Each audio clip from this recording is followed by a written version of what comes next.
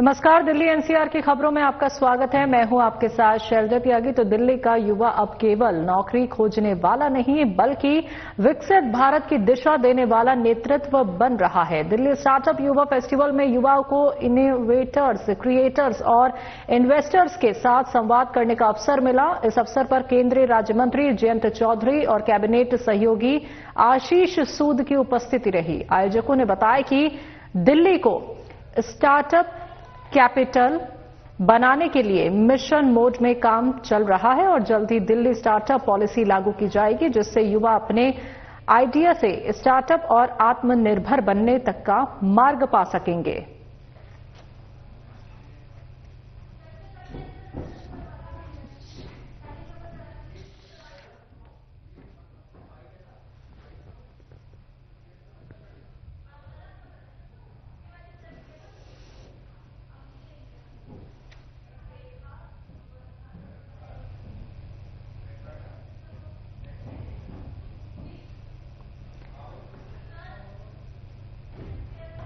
दिल्ली में मात्र 11 महीनों में शुरू हुए 319 आयुष्मान आरोग्य मंदिर ये दर्शाता है कि जब नीति जनहित में हो और नियत सेवा भाव से जुड़ी हो तो स्वास्थ्य सेवाएं तेजी से जनता तक पहुंचती हैं। आरोग्य मंदिर दिल्ली में नए खुले हैं।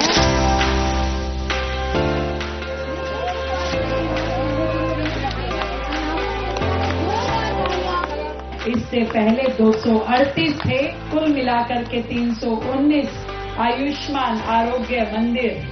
आप सब ने इसको पहले अंदर जाकर के देखा कि किस तरीके से ये एक तरह का मिनी हॉस्पिटल है। प्राइमरी हेल्थ केयर के लिए जितनी भी सुविधाओं की जरूरत होती है, आवश्यकता होती है, वो सारी चीजें आपको इस आरोग्य मंदिर में मिलेंगी। आपके लगभग 80 के करीब टेस्ट जो है यहाँ से आप उसे करवा पाएंगे। जच्चा बच्चा की देखभाल के लिए, उनकी वैक्सीनेशन के लिए सारी सुविधाएं यहाँ दी गई है। दवाइयों की एक लंबी सूची जो आपकी डे टू डे लाइफ में जरूरत पड़ती है वो यहाँ होगी। डॉक्टर, नर्सेज, हर तरीके की मेंटल केयर, आपकी हेल्थ केयर, इन सारी सुविधाओं से सुसज्जित हमारा आयुष्मान आरोग्य मंदिर आप सबको मेरी ओर से ढेर सारी बधाई।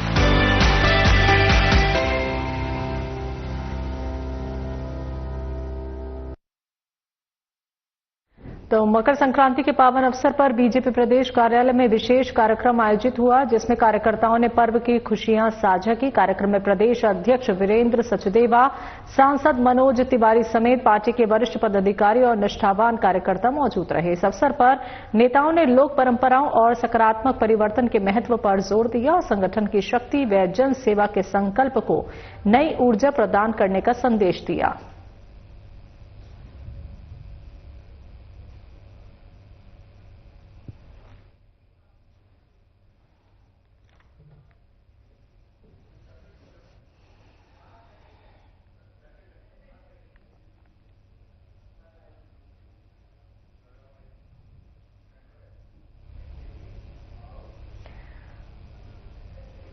मकर संक्रांति के शुभ अवसर पर भारतीय जनता पार्टी के राष्ट्रीय कार्यकारी अध्यक्ष को दिल्ली की मुख्यमंत्री रेखा गुप्ता ने भेंट दी और उन्हें हार्दिक शुभकामनाएं प्रेषित की। पार्टी नेताओं ने भगवान सूर्य के उत्तरायण होने की कामना करते हुए कहा कि ये पर्व सभी के जीवन में सुख, समृद्धि और लोक कल्याण की नई ऊर्जा लेकर आए।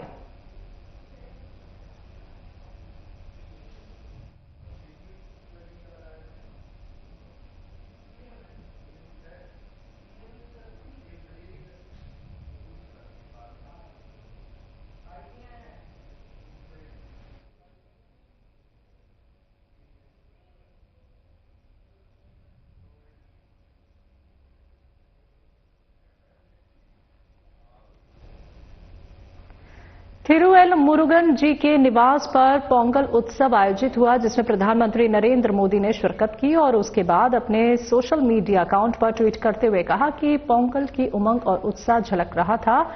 ये त्योहार सभी के जीवन में खुशियां लाए। इसी ट्वीट को दिल्ली की मुख्यमंत्री रेखा गुप्ता ने रीट्वीट किया है।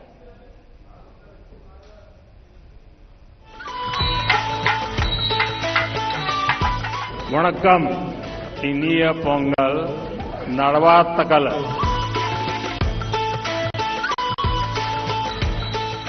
आज पोंगल एक ग्लोबल फेस्टिवल बन चुका है। दुनिया भर में तमिल समुदाय और तमिल संस्कृति से प्रेम करने वाले लोग इसे उत्साह के साथ मनाते हैं। उसमें मैं भी एक हूं। इस विशेष पर्व को आप सभी के साथ मनाना मेरे लिए सौभाग्य की बात है। इसमें अन्नदाता की मेहनत, धरती और सूर्य के प्रति आभार का भाव है। साथ ही ये पर्व हमें प्रकृति, परिवार और समाज में संतुलन बनाने का रास्ता दिखाता है। हमारी तमिल संस्कृति पूरे भारत की, पूरी मानवता की ये साझी विरासत है। செடி துளிர்க்கும் திருக்குறள் குடித்தால் உயிரணு சிலிர்க்கும் உடையார் போற்றி உடவே போற்றி உடையார் போற்றி உடவே போற்றி உடையார் போற்றி உடவே போற்றி உடையார் போற்றி உடவே போற்றி உடையார் போற்றி உடவே போற்றி। तमिल संस्कृति में किसान को जीवन का आधार माना गया है। हमारे किसान राष्ट्र निर्माण के मजबूत साथी है। उनके प्रयासों से आत्मनिर्भर भारत अभियान को बहुत मजबूती मिल रही है। मैं एक भारत श्रेष्ठ भारत की जिस भावना की बात करता हूं, उसे पोंगल जैसे पर्व और सशक्त बनाते हैं।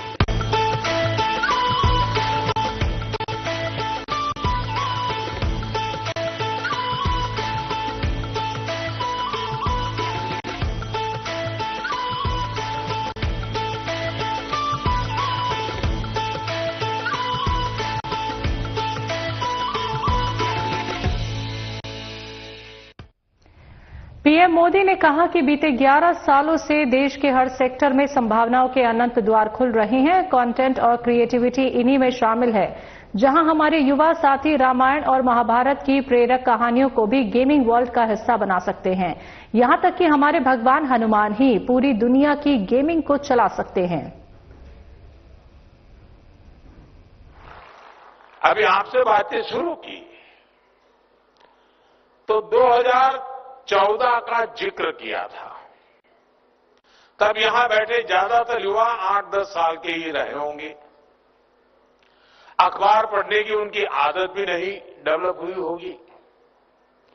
आपने पॉलिसी पैरालिसिस का वो पुराना दौर नहीं देखा, जब उस समय की सरकार की इसलिए आलोचना होती थी कि वो समय पर फैसले नहीं लेती, और जो फैसले होते भी थे वो जमीन पर ठीक से लागू नहीं होते थे।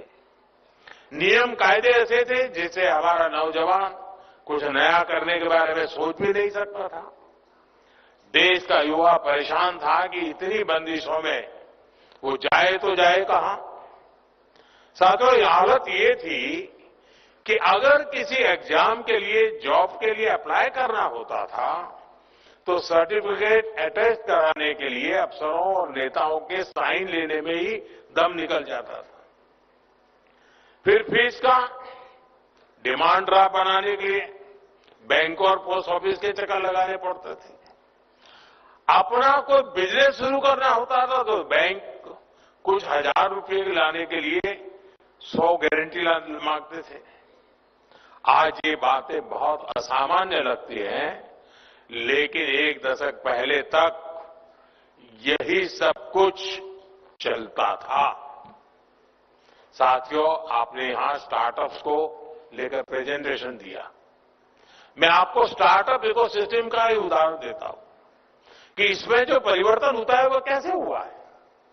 दुनिया में 50-60 साल पहले स्टार्टअप कल्चर शुरू हुआ। धीरे धीरे वो मेगा कॉरपोरेशन के युग में बदल गया, लेकिन इस पूरी जर्नी के दौरान भारत में स्टार्टअप्स के बारे में बहुत कम चर्चा होती थी। साल 2014 तक तो देश में 500 से भी कम रजिस्टर्ड स्टार्टअप हुआ करते थे। स्टार्टअप कल्चर के अभाव में हर क्षेत्र में सरकार का ही दखल आ भी रहा।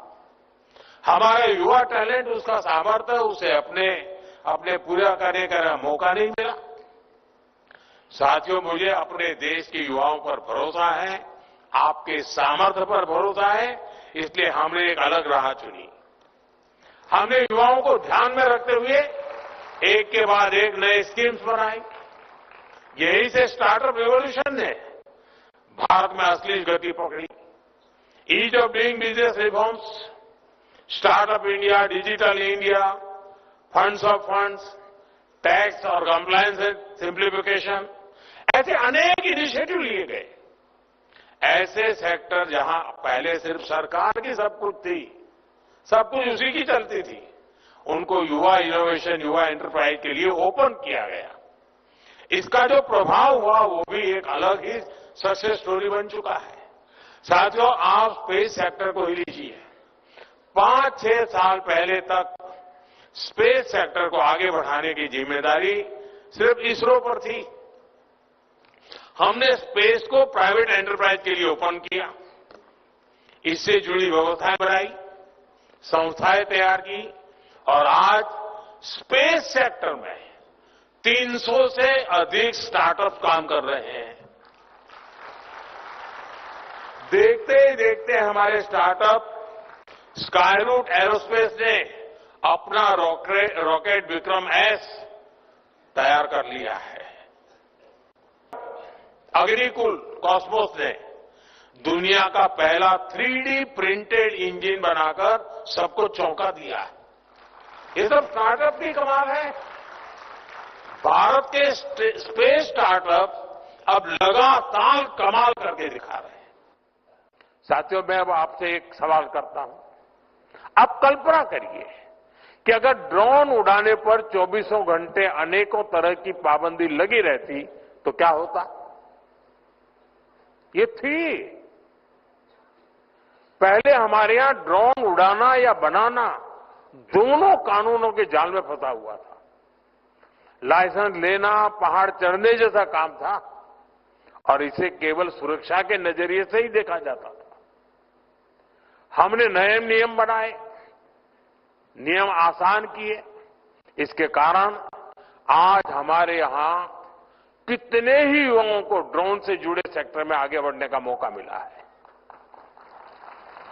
युद्ध क्षेत्र में मेड इन इंडिया ड्रोन देश के दुश्मनों को धूल चटा रहे हैं और कृषि क्षेत्र में हमारी नमो ड्रोन दीदियां खेती में ड्रोन टेक्नोलॉजी का उपयोग कर रही है।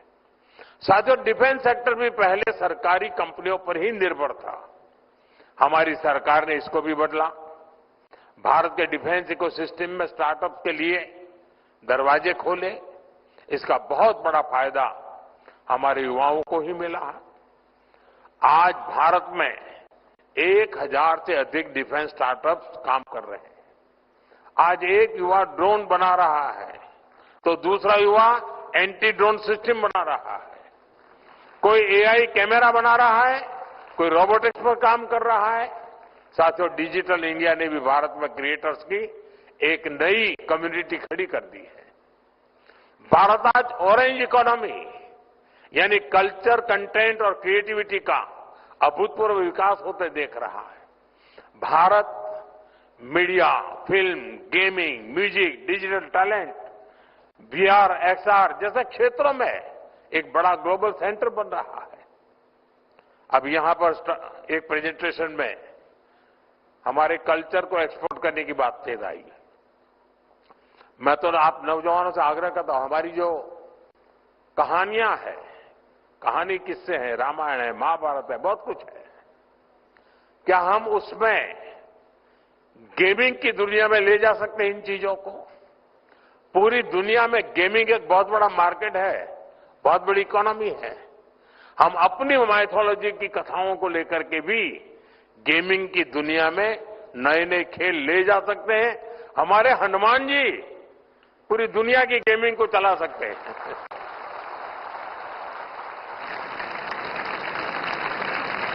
हमारा कल्चर भी एक्सपोर्ट हो जाएगा, आधुनिक रूप में हो जाएगा, टेक्नोलॉजी का उपयोग होगा।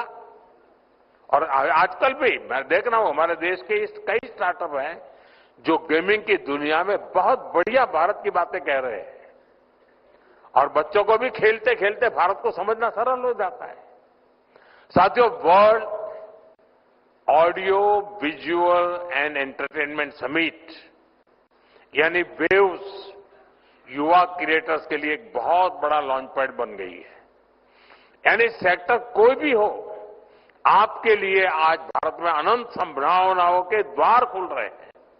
इसलिए मेरा आज यहां इस आयोजन से जुड़े सभी युवाओं से, देश के युवाओं से आह्वान है, आप अपने आइडिया के साथ आगे बढ़िए, रिस्क लेने से पीछे मत हटिए। सरकार आपके साथ कंधे से कंधा मिलाकर चल रही है।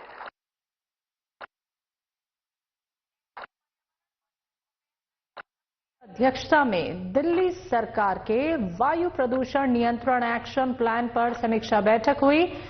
बैठक में ट्रैफिक प्रदूषण फैलाने वाले वाहनों, इलेक्ट्रिक वाहनों के इंफ्रास्ट्रक्चर, औद्योगिक प्रदूषण और कूड़े के पहाड़ों को हटाने के कार्यों पर चर्चा हुई।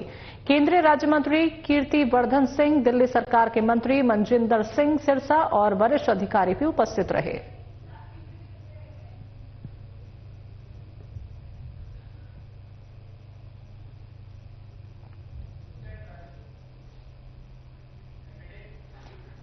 दिल्ली की सीएम रेखा गुप्ता ने एक्स पर पोस्ट करते हुए लिखा कि नांगलोई नजफगढ़ क्षेत्र की ये सड़क पश्चिमी दिल्ली के लोगों की जीवन रेखा बन चुकी है। अब यहां नया ड्रेनेज सिस्टम और आधुनिक सड़क का निर्माण किया जाएगा, जिससे क्षेत्र की जनता को वर्षों पुरानी समस्याओं से मुक्ति मिलने जा रही है। मुख्यमंत्री रेखा की ओर से इस परियोजना का शुभारंभ किया गया, जो न केवल सड़क निर्माण में मदद करेगा बल्कि जल भराव की समस्याओं को भी खत्म करेगा।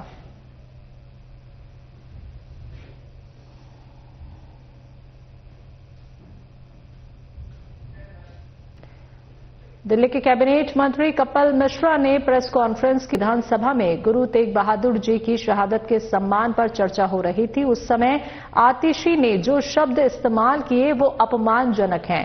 कपिल मिश्रा ने और क्या कुछ कहा, आइए आपको सुनवाते हैं।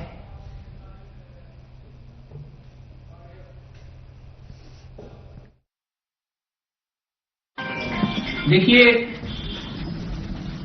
6 तारीख को दिल्ली की विधानसभा में एक पाप हुआ, एक ऐसा पाप जो देश के किसी भी सदन में कभी नहीं हुआ। विधानसभा के अंदर गुरु तेग बहादुर जी के शहादत के, भाई सतीदास जी, भाई मतीदास जी, भाई दयाला जी की शहादत के 350 साल पूरे होने पर उनके सम्मान में एक चर्चा चल रही थी और उस चर्चा के बीच में व्यवधान डालते हुए दिल्ली की नेता प्रतिपक्ष ने बहुत ही भद्दी भाषा बोली, अपशब्दों का इस्तेमाल किया। दिल्ली एनसीआर की खबरों में अभी के लिए इतना ही, लेकिन चलते चलते एक नजर सुर्खियों पर। दिल्ली स्टार्टअप युवा फेस्टिवल युवाओं ने इनोवेटर्स, क्रिएटर्स और इन्वेस्टर्स के साथ संवाद कर विकसित भारत की दिशा तय करने का लिया संकल्प। मिशन मोड में लागू होगी दिल्ली स्टार्टअप पॉलिसी। मकर संक्रांति के अवसर पर बीजेपी प्रदेश कार्यालय में कार्यक्रम। प्रदेश अध्यक्ष वीरेंद्र सचदेवा और सांसद मनोज तिवारी समेत कार्यकर्ताओं ने साझा की खुशियां और संगठन को नई ऊर्जा दी।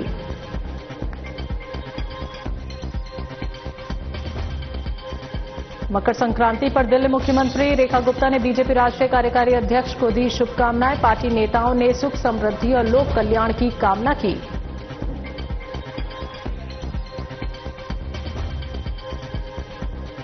और पोंगल उत्सव में प्रधानमंत्री नरेंद्र मोदी ने की शिरकत। दिल्ली की मुख्यमंत्री रेखा गुप्ता ने एक्स पोस्ट कर उत्सव की उमंग और खुशियों को साझा किया। सभी के जीवन में सुख समृद्धि की कामना की।